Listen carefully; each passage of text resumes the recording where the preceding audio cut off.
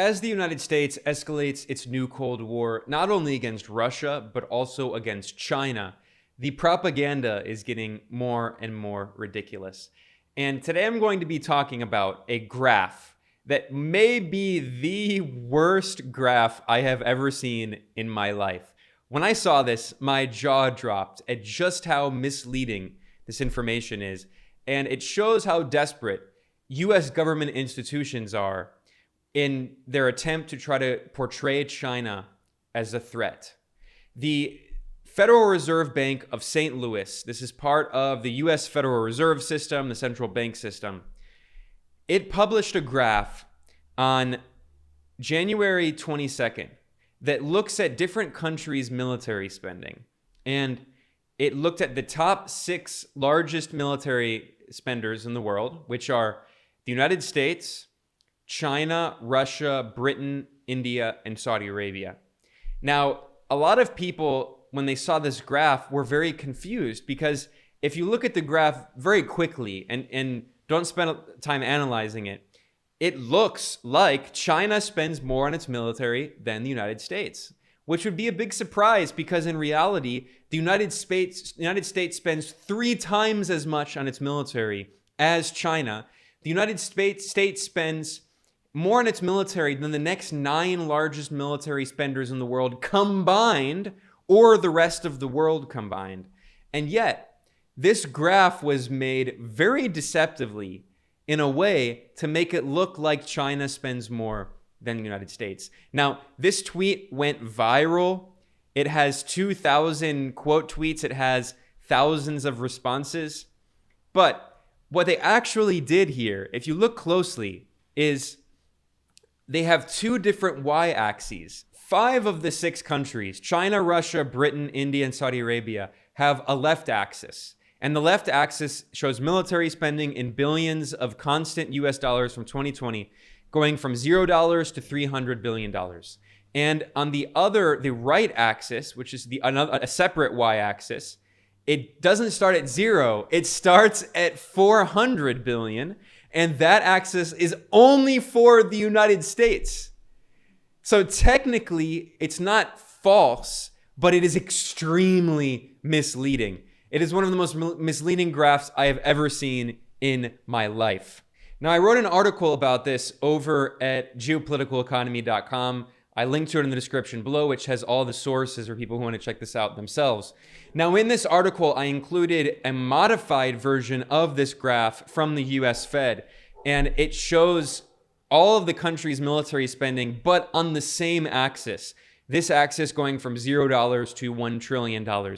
And you can see that no other country on earth comes even remotely close to US military spending. It's way higher than all of the other countries, including China, which once again spends 1/3 of what the US military spends. And that's just according to the official US military budget, by the way, because we know that the US military spends hundreds of billions of dollars more per year in ways that are not really shown in the direct military budget, other forms of spending.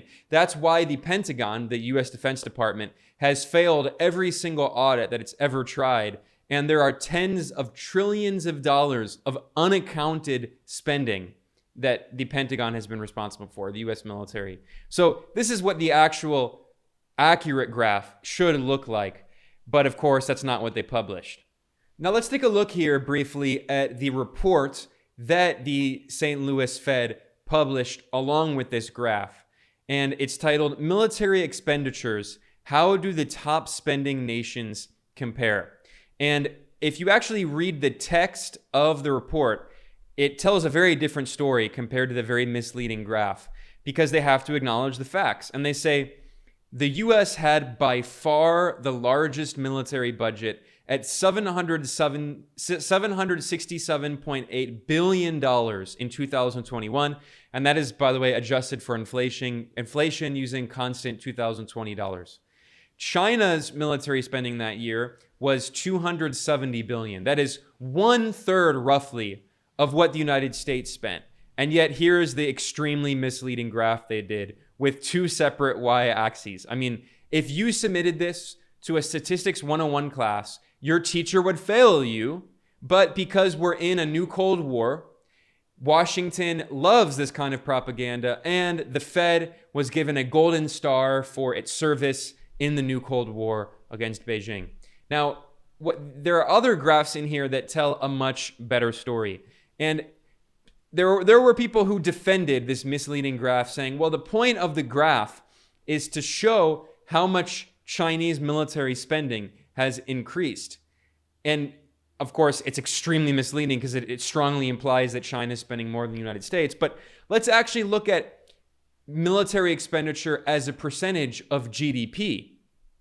If you look at this graph, you can see that actually, since the 1990s, China's military spending as a percentage of GDP has decreased since 1992. It has not increased, it has decreased.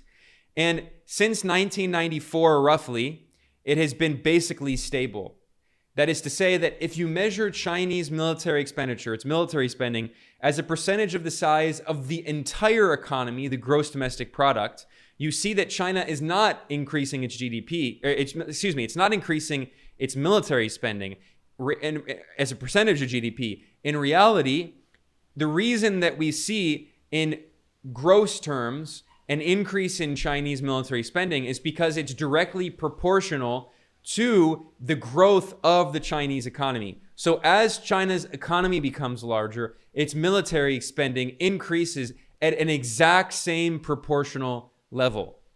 And the Fed says this, it acknowledges this. They write, China's 2021 defense spending was 1.7% of its 2021 GDP, which was the lowest share among the 6 nations in the figure. What does that mean? It means that among the 6 largest military spenders in the world, the United States, China, Russia, India, Britain, Saudi Arabia, among those countries, China spends the least in terms of its percentage of GDP.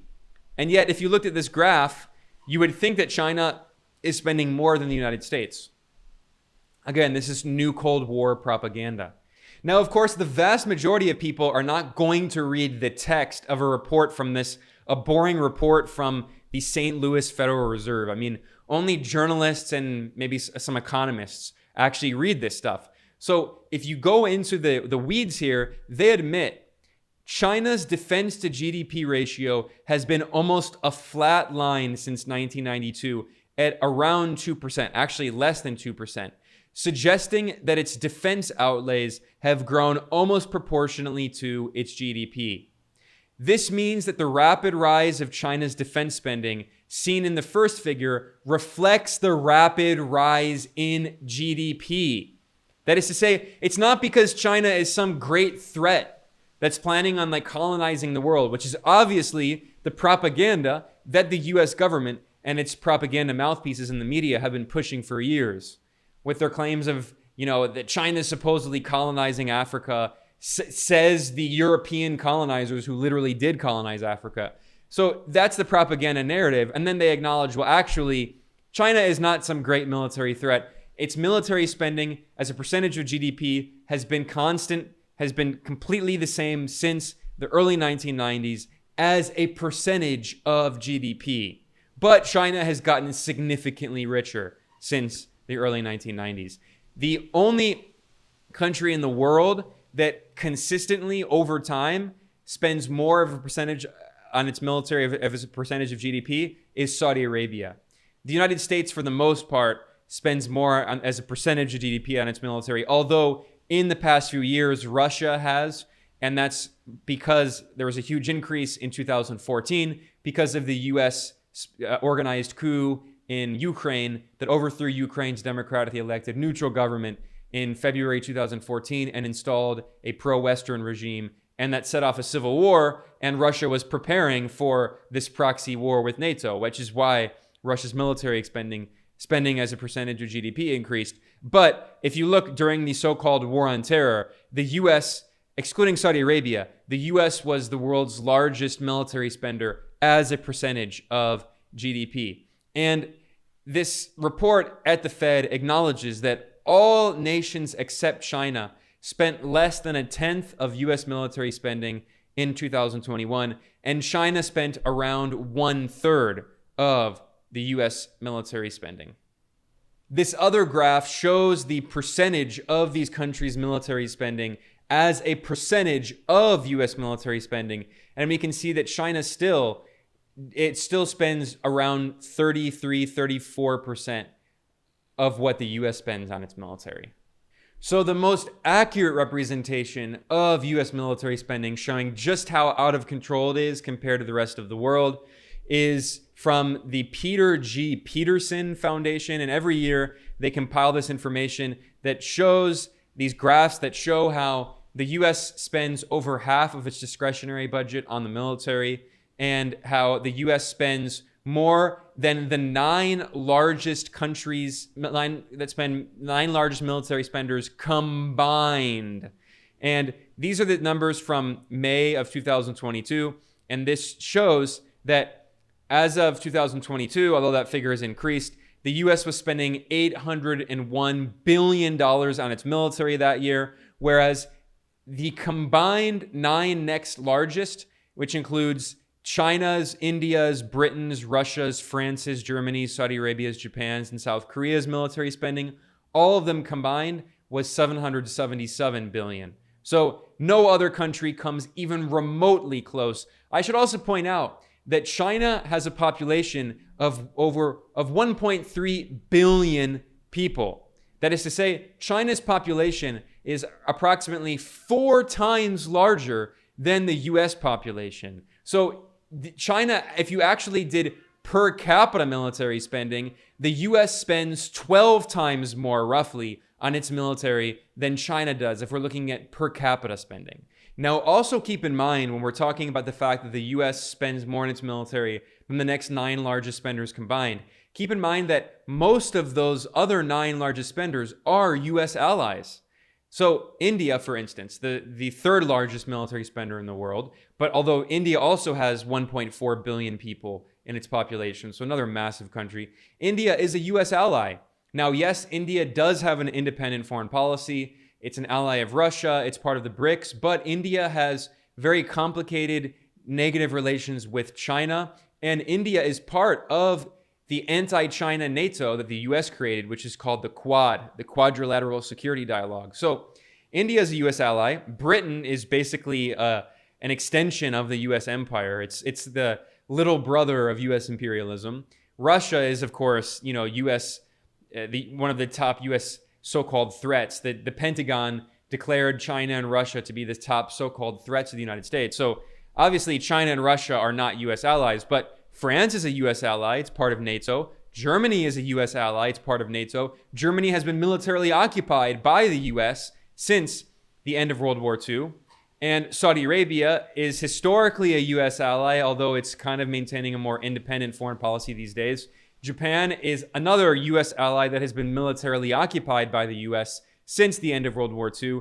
And South Korea is another US ally that has been militarily occupied by the US since the 1950s. So even when we're looking at US military spending compared to these other countries, we should keep in mind that really what we're talking about is, over $1 trillion spent by the US military and its allies compared to around 300 billion spent by China and Russia. It's completely not in any way remotely similar. And another really good way of looking at this is looking at data showing countries' military expenditure per capita. This is looking at countries' military spending adjusted according to the size of their populations. And here we can see that the world's largest military spender per capita is apartheid Israel. Apartheid Israel spends around $2,500 US per person as of 2020 in constant 2019 dollars, followed by the United Arab Emirates and then the United States. Although the UAE data is actually old. So the world's largest military spender per capita is apartheid Israel, and then the second largest spender per capita is the United States. And Israel is basically the 51st US state. So these are two basically parts of the same imperial system that spend around $2,400, $2,500 per person on their militaries. Note how in this list of countries by military expenditure per capita, China and Russia are not even on the list of the largest, the top spenders. But you know who is? Apartheid Israel, the US, the Gulf monarchies, Norway, another member of NATO, Australia, another member of the Quad, the anti-China NATO, South Korea, Britain. They are all on this list of the largest military spenders per capita. So looking at China's military spending and then saying that, oh, well, China's military spending has increased. I mean, it's a useless statistic. What we should actually look at is China's military spending, one, per capita as the size of its population, and two, as a percentage of its GDP. And if we just look at the gross numbers, this is what the actual graph should look like, not the new Cold War propaganda published by the St. Louis Federal Reserve.